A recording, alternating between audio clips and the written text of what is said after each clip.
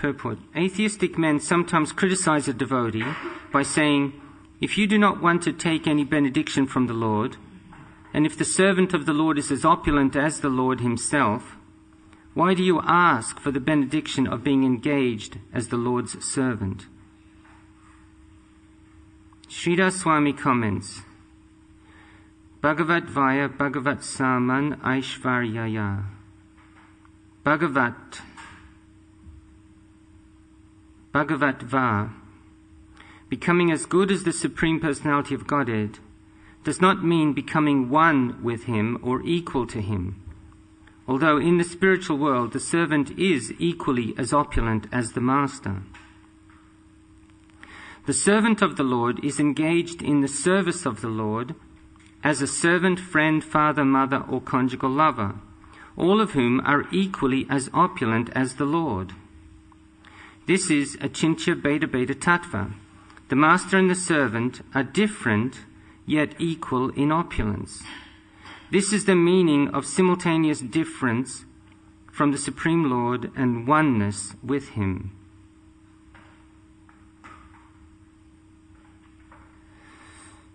Amagyanatimirandasya Gananjana Shalakaya Chakshur Unmilitam Yena Tasma Shri Gurave Namaha. I was born blinded by the darkness of ignorance, but my spiritual masters are opening my eyes with the torchlight of knowledge. I therefore offer my humble obeisances unto them. Namam Vishnupadaya Krishnapstai Putre Shimate Shivaram Swaminata Namane. Namam Vishnupadaya Krishnapstai Putre Shimate Bhaktivedanta Swaminata Namane. Namaste Saraswati Devi Gauravani Pracharane Nirvishesha Shunyavadi Pashkachatishtarne Mukam Karoti Bachalam Pangam Langai Tekirim Yatkripatam Ham Vande Shri Gurundina Taranam Narayanam Namaskritya Naram Chavarnarotamam Devim Sarasvatim Vyasam Tato Jayamadiranet. Vande Shri Krishna Chaitanya Nityananda Sahodato Godadaya Pushpanvanto Chitra Shando Tamonado. Offer my humble obeisances unto Lord Chaitanya and Lord Nityananda, who have arisen simultaneously over the horizon of Gaudadesh, just like the sun and moon, to wonderfully bestow benediction upon all.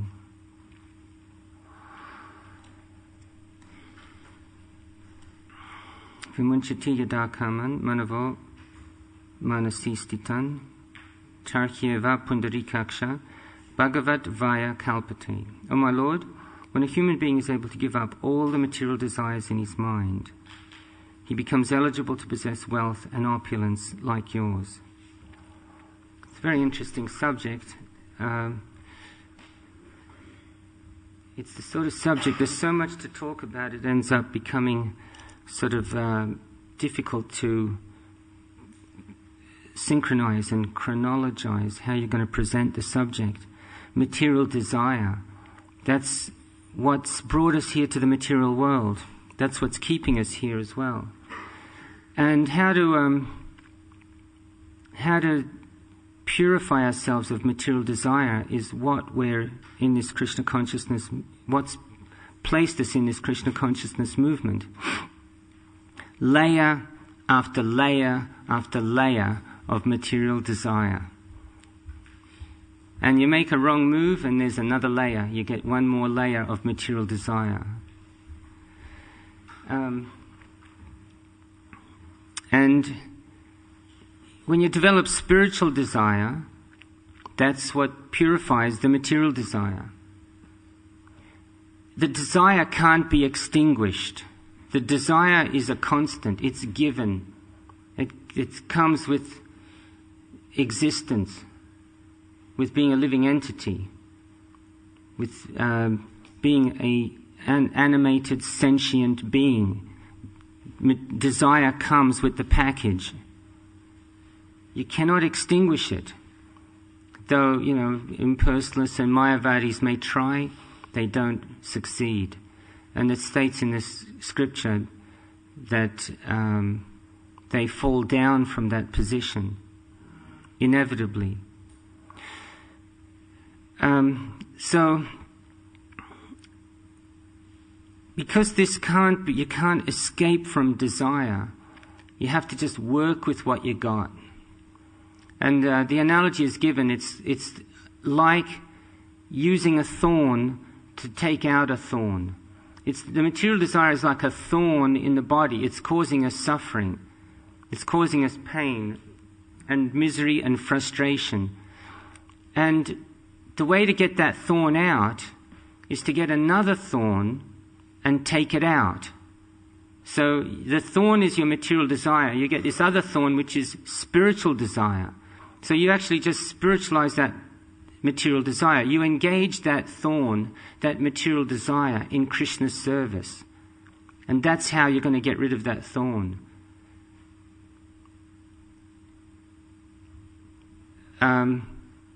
Dovetailing your nature. In the Bhagavad Gita it says, Yagyartat kamanonyatra lokayam karmabandhanaha tadartam kamakunteya mukta bandha samachara. That work done as a sacrifice to Vishnu has to be performed. Otherwise work causes bondage in this material world.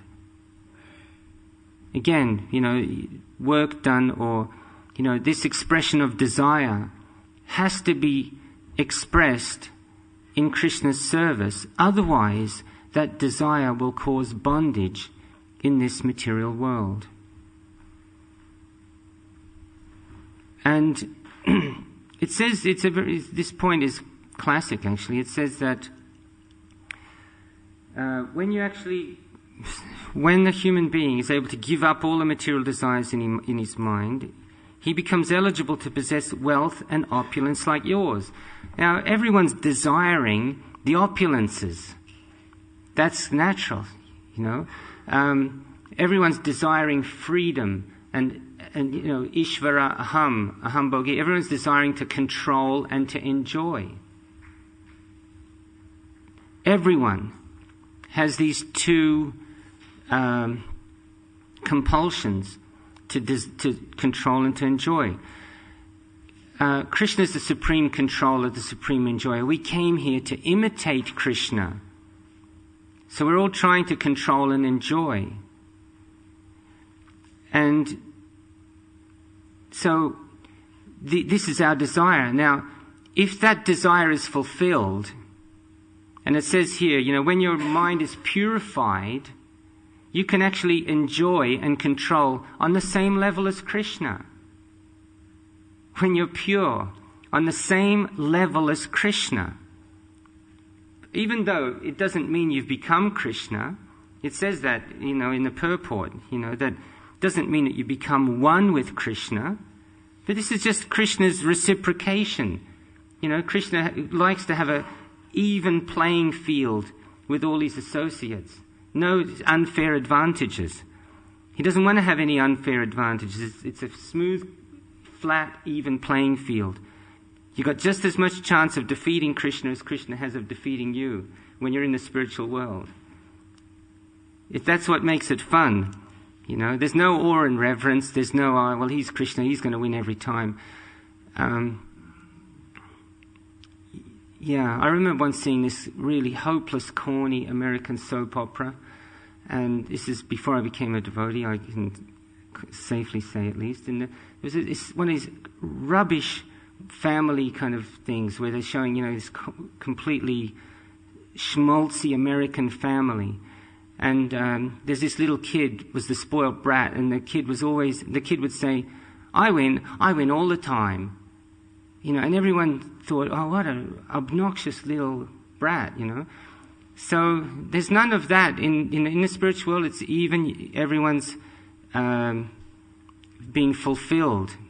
No one has an undue advantage. But when we're pure, we can enjoy these unlimited opulences. And if we're not pure, and we desire something that we're not pure enough to actually, we're not pure enough to accommodate that desire.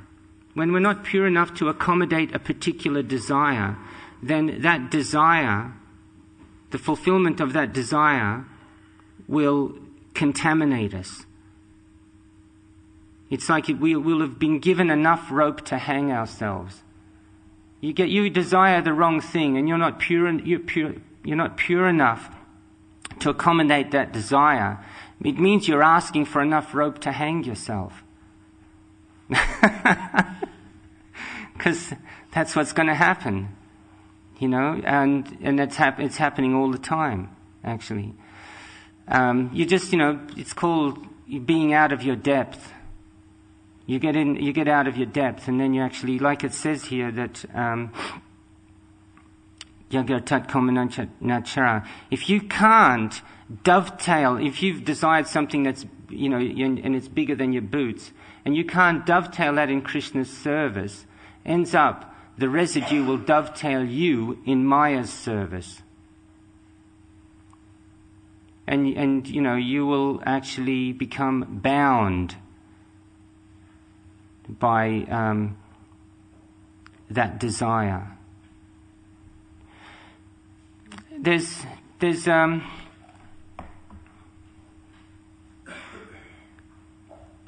this desire is this natural desire that I'm mentioning here about controlling and enjoying. It's actually a desire for being free. In the spiritual world, everyone has complete freedom.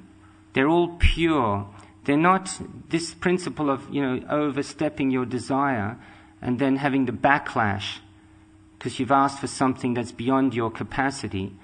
That doesn't happen in the spiritual world because, as it says here, everyone has given up material desire in their mind. Then they're eligible to enjoy this full freedom. Krishna, I heard Sridananda Maharaj once say this beautiful phrase, Krishna is the reference point for, he said, Krishna is the reference point for what is absolute freedom, or for absolute freedom. And he also went on to say that freedom is the essence of being a person. Is the essence of being a person. And then he said, for instance, a thing, or an object hasn't got freedom. And the lower the species, the less the freedom. The higher the species, the greater the freedom. The greater the culture. The more spiritual the culture. And spiritual energy is symptomized by its characteristic of always expanding. Always, it's unlimited. The spiritual energy is unlimited.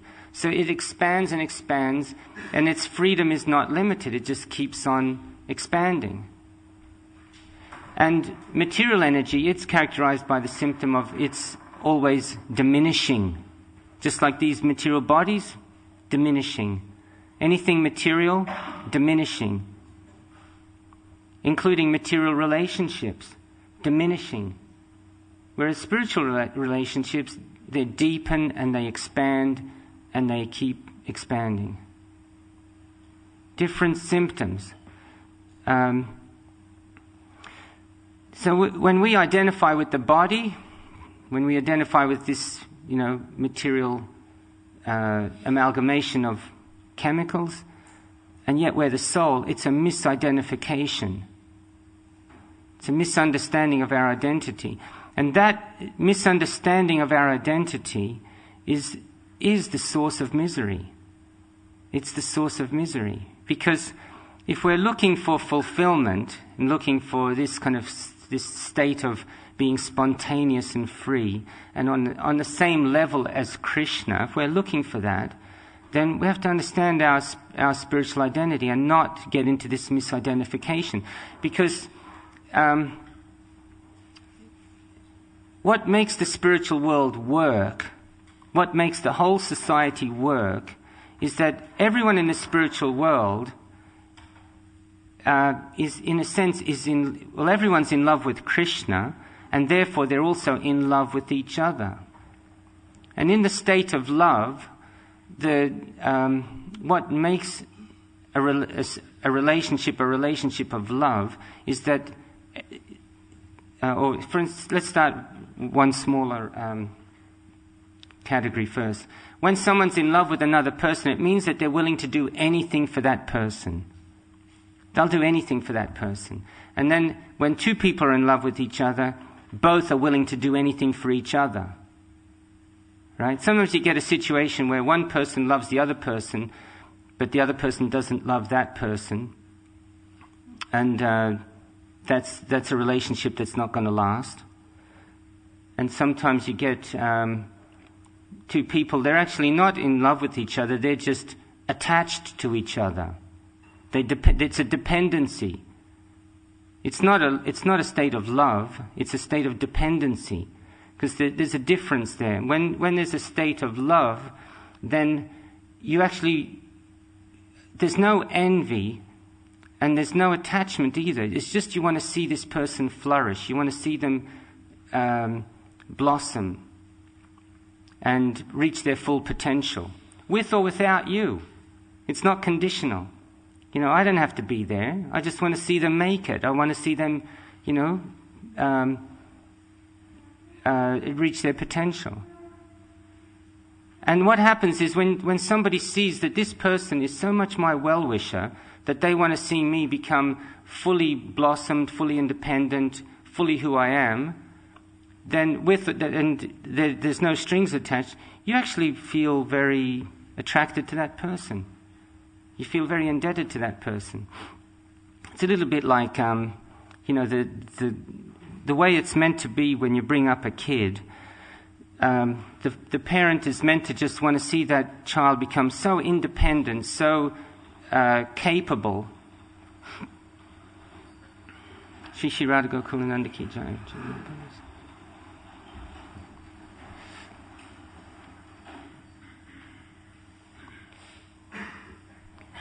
The parent wants to see that kid become so capable that actually this kid, this young, adult now, doesn't even need me anymore. Right? That doesn't need me anymore.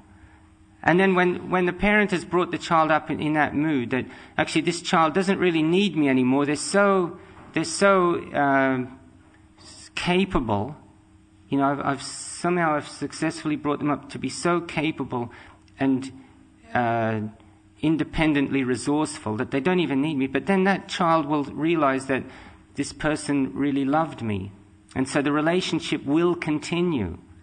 Whereas when there's just an attachment, that the parent has just this attachment that, for certain, that the kid comes out a certain way and I remain the authority and, I always remain the authority. I'll tell this kid when they can't do something. If that kind of remains the tenor of the relationship, eventually it will end because there's a material principle governing that relationship. And in the first example, there was a spiritual principle governing the relationship.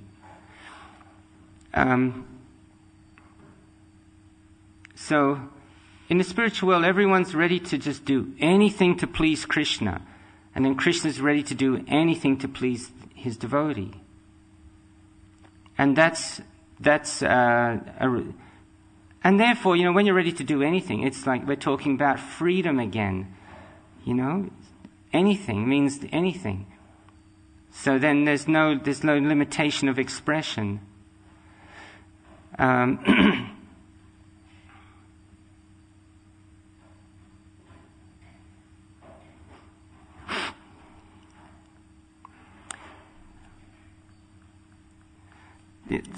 This is leading to this point that if Krishna is ready to do anything for us, so then we have to do a little kind of spot check on what we're desiring. If Krishna's ready to do anything for us, there's no doubt on Krishna's side of the purity of Krishna's love for us. So therefore, when we express to Krishna what we want, we have to check on two things. If we're checking on our loving relationship with Krishna, there's two things we have to check. One is, are we ready to do anything for Krishna? That's the first thing. So if we're not, ready to do anything for Krishna, we can't really expect Krishna to do anything for us.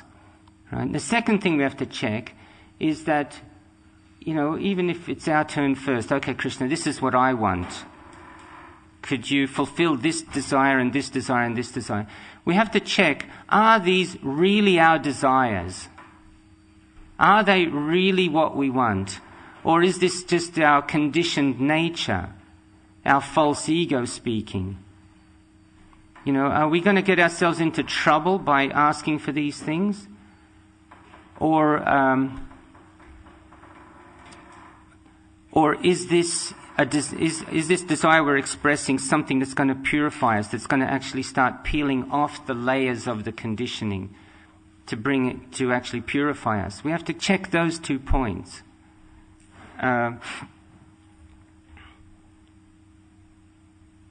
Because there's one, like in the CC, Chaitanya Charitamrita, it's Sanatana Goswami said, Ke ami kene amaya yaritapatroy, ihanahayahe kemanahita hoy. Ke ami means, who am I?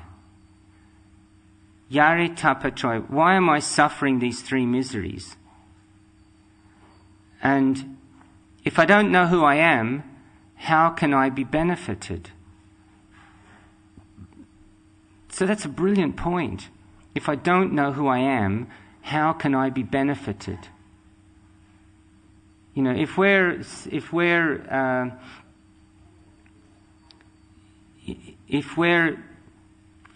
that's why it says always follow in the footsteps and not imitate.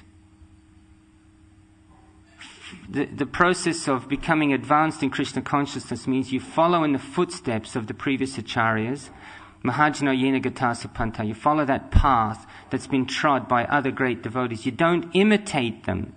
You don't try to be somebody else. You don't try to be somebody that you're not. Because if you're trying to be somebody that you're not, if you're on an artificial platform, and then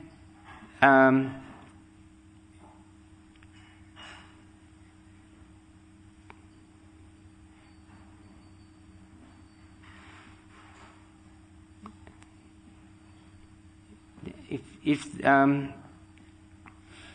you're trying to be somebody that you're not, and then you get some, you know, whatever happens to you then doesn't really belong to you. It hasn't advanced your cause at all. It's just simply caused, you've just wasted your time, basically. You've wasted your time. Because if you're acting like somebody that you're not, it's a little bit like whatever you've earned goes into somebody else's account. It hasn't even gone into your own account. If you're acting like somebody that you're not, if you're on some platform which you're not on, then it's a waste of time. You've not benefited. That's why Sanatana Goswami says, I want to know who I am. Otherwise, how can I be benefited if I don't know who I am? So that's an important point, to know who you are. And that's why it's important to always stay humble. If we don't know who we are, and we stay humble, then we're not going to get ourselves into trouble. But if we don't know who we are, and we're not humble, we're going to get into lots of trouble. We're going to commit offenses. We're going to sort of just cause all sorts of disturbance if we're sort of living some artificial status. So it's important to always stay humble. It's an item of how to find out who you are is to be humble. It's in the items of knowledge in the Bhagavad Gita. Amanitvam, it's the very first item of knowledge, is to know who you are, is to be humble. So it's, these are some points on this verse. Importance of giving up material desires, and not overstepping your expression of your desires, understanding who you are, or remaining humble at all times in order to learn who you are progressively, and eventually we can become an instrument, and then Krishna can use us in whatever way he chooses. And because we'll be pure, then we'll be able to do anything for Krishna. And then Krishna is always ready to do anything for us. And then that's a relationship of complete freedom and complete love. And that's what that's what will fulfill any jiva. That's the primeval ambition of every jiva, is to enter into an atmosphere of love and freedom, the spiritual world. So these are just a few points to consider. Any comments or questions?